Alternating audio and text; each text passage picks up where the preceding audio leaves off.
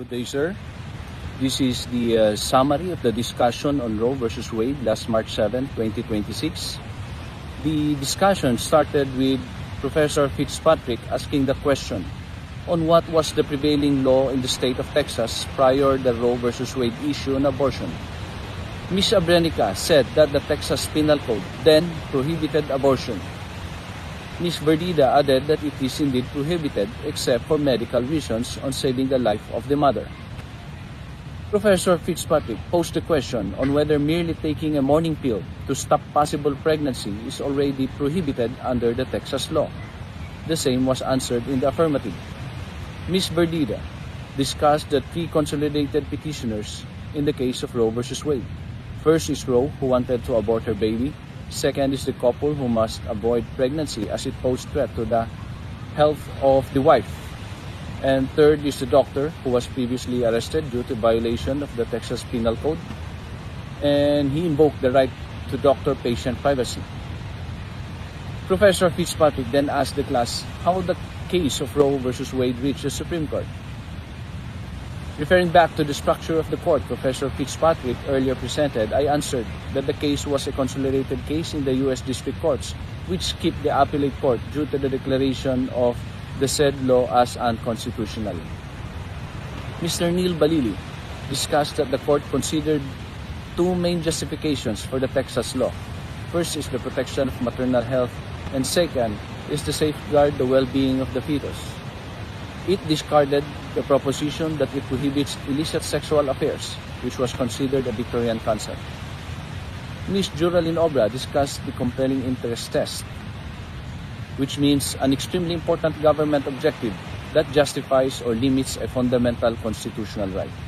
Thus, abortion restrictions are valid only if the state proves compelling reasons. Accordingly, there is no compelling state interest in the first trimester. Professor Fitzpatrick discussed state interest versus right in relation to the case of Loving versus Virginia on interracial marriage. He likewise discussed substantive right, as stated in the 14th Amendment, on the right of the government to pass a law, and relate this to the case of Skinner versus Oklahoma as regards sterilizing prisoners. Thereafter, Mr. John Sagaban discussed the case of Griswold versus Connecticut, which is the immediate predecessor of Roe versus Wade.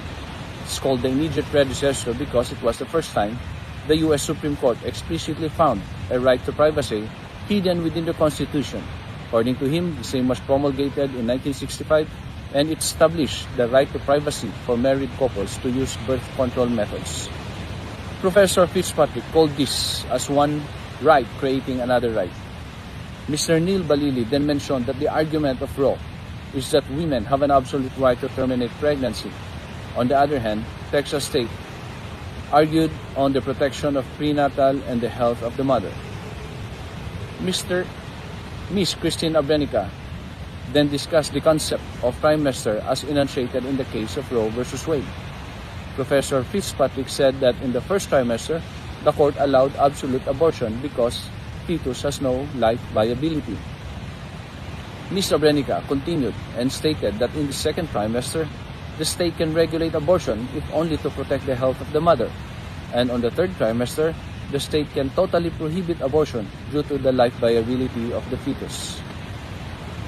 Professor Fitzpatrick then summed up the discussion by directing the class to page 152 of the decision on Roe versus Wade as regards the fact that the U.S. Constitution never mentioned explicitly any right of privacy, and yet the court or the individual justices found that the roots of the right of privacy can be found in the following: First Amendment, Fourth and Fifth Amendments, penumbras in the Bill of Rights, Ninth Amendment, and in the concept of liberty as guaranteed by the first section of the 14th Amendment.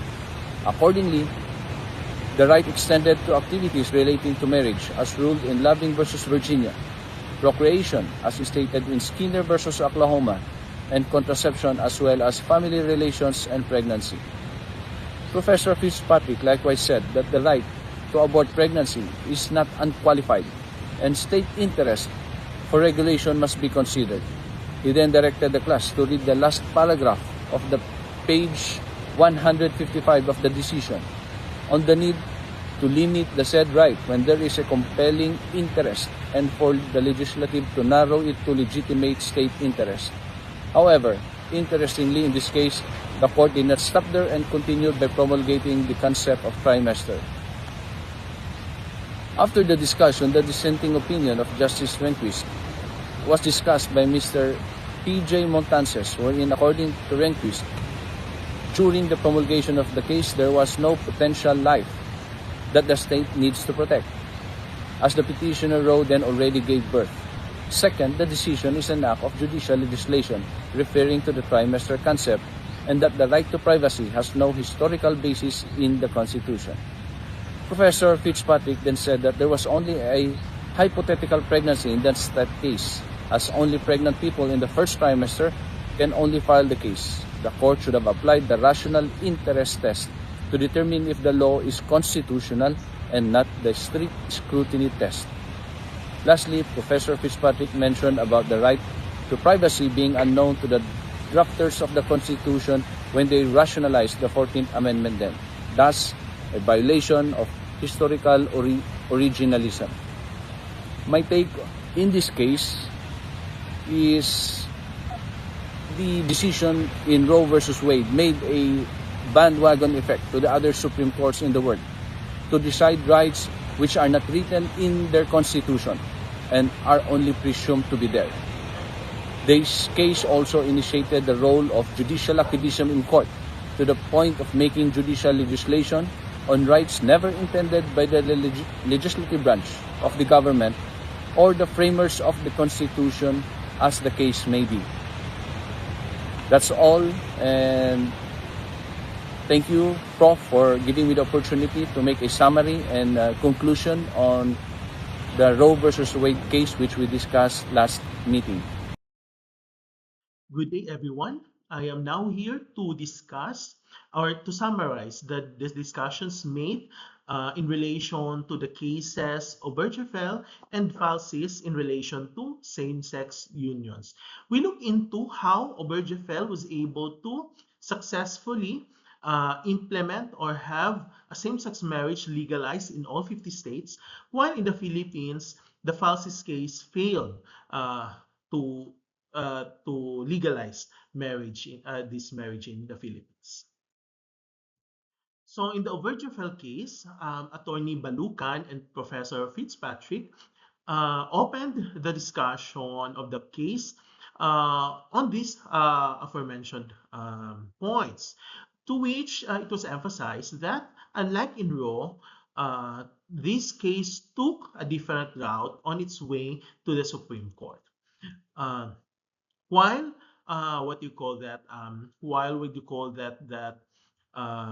the case was essentially limited to the jurisdictions in Michigan, Ohio, Kentucky, and Tennessee, Attorney Duclan pointed out that what furthered the case all the way to the Supreme Court was because the decision is split. No? The decision among the Federal Circuit Courts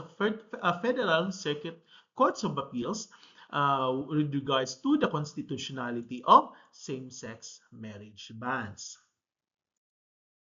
So there are two issues in this case, to which the first issue was discussed by the parties from the states of Michigan and Kentucky, while the second issue were discussed or were presented by the parties coming from Ohio, where Obergefell filed his case, Tennessee, and again, Kentucky. So, with regards to the Scalia dissent, Attorney Sagabayan discussed the point of the Scalia dissent, which is that because of the structure of the U.S. government, so it was stated that anything that is outside of the jurisdiction of the federal court or the federal system is within the states to decide. Thus, it was pointed out in the Scalia dissent that regulation of domestic relations is an area of exclusive province of the states. So this includes regulation of marriage.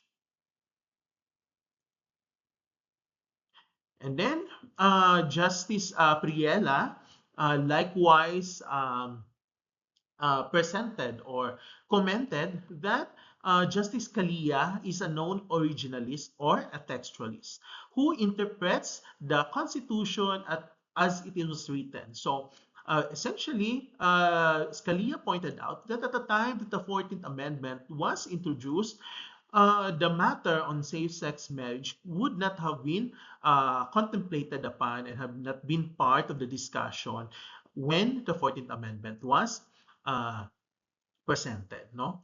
And then he further discussed that Scalia believed also that with the abstraction of ideas like dignity, liberty, it allowed judges, uh, particularly no, the majority, to impose personal values, personal biases on the way of their application of the law as judges.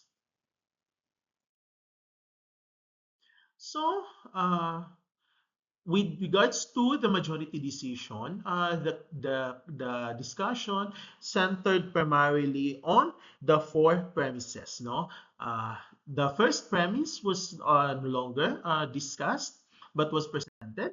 But with the second premise, Professor Fitzpatrick directed the discussion on Lawrence, no, which became a stepping stone on this matter. Judge Baguio Verdida discussed also that uh, uh, the case of Lawrence, no, eventually decriminalizes anti-sodomy laws and eventually overturned Bowers versus Hyde. With regards to the third premise, Prof. Fitzpatrick, that the same is important and especially good for the kids. No, that it is not should only be limited to those that are being raised by single mothers or single fathers or aunts or uncles, but rather to be extended as well to same-sex couples.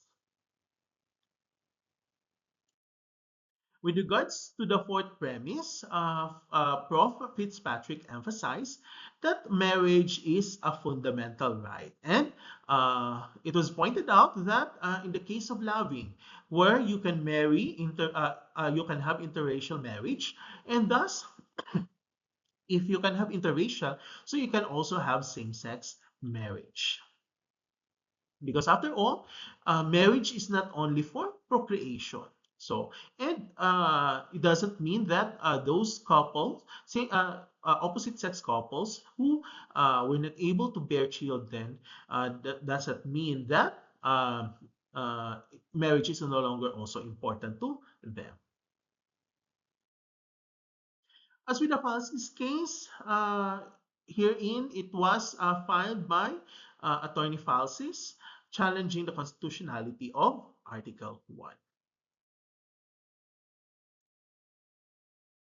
Substantive due process was likewise, what you call that, discussed, especially with the case of Oposa versus Factorial, wherein uh, it, it showed that substantive due process is indeed part of the Philippine jurisdiction, or is applied in the jurisdiction of the Philippines. So the majority decision herein said that the court did not rule on the constitutionality of a same-sex couple, as Judge Baguio Verdida said, that the Supreme Court at the time does not want to take the battle head-on, and that as with the several cases, no, the case of fallacies is not based on an actual case or controversy, which complicates in relation to that the right to enter into same-sex marriage is not among those enumerated rights in the Constitution. We say that explicitly, enumerated rights. So what is now the impact of the cases in the Philippines and the United States? No? So with Obergefell, of course, it closed the loop, no, a loophole in with regards to those 13 states which were initially not did not allow same-sex marriage and now made applicable to all 50 states. And it recognized marriage as a fundamental right to which the court must intervene. As with spouses, status quo remained when in relation to the definition of marriage. The court emphasized that they have to wait for an actual controversy to go up to the court before they will be able to rule on the matter. So, in conclusion, it is stated herein that with the US, the Obergefell case was buoyed or was helped by several cases which served as stepping stones leading to the Obergefell decision. Most especially those that were mentioned like Lawrence, like the case of Loving, which helped the justices argue on decide to favor the application of same-sex marriage. While in the Philippines, precedents are still necessary, no, for especially in a deeply Catholic church, deeply Catholic society, wherein it is but necessary to have precedents or to to to uh, to have stepping stones going to the eventual decision in uh, favoring same-sex marriage. That's all. Thank you very much, everyone.